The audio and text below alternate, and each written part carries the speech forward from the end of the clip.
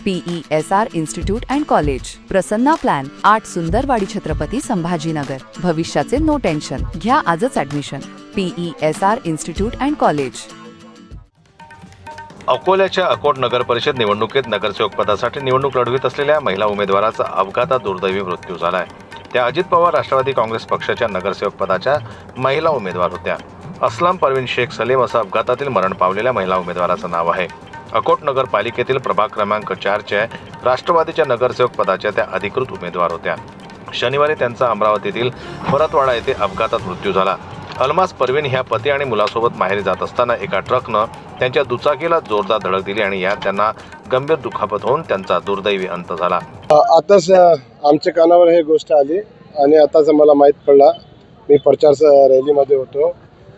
एकदम आम्हाला दुःखाने शॉक देणारी ही घटना आहे.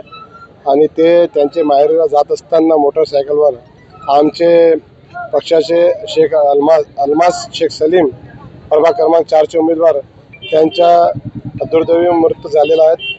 आणि मला खूप शॉक आणि माझी परिस्थिती खूप गंभीर झालेली आहे. अशा अवस्थेत काल रात्री 2 वाजेपर्यंत ते माझ्यासोबत होते आणि आज त्यांचा सकाळी असा मला संदेश आला.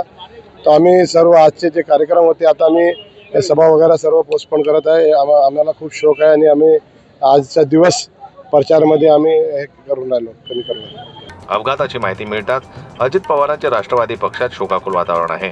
दरम्यान अकोट नगरपालिकेच्या निवडणुकीत राष्ट्रवादीने आपली प्रचार सभा आणि प्रचार रॅली इतर कार्यक्रम रद्द केले आहेत. महिला उमेदवाराचा दुर्दैवी मृत्यू झाल्यानं निश्चितच पक्षाला मोठी जाणीव असल्याचं मत राष्ट्रवादीचे जिल्हाध्यक्ष मोहम्मद बद्रू जम्मा यांनी व्यक्त केलंय. जनमत लाईव्ह न्यूज करता अकोल्याहून संजय उमक यांची रिपोर्ट. मराठी बातम्यांसाठी जनमत लाईव्हला लाईक करा, सबस्क्राईब करा आणि बेल आयकॉनला दाबायला विसरू नका.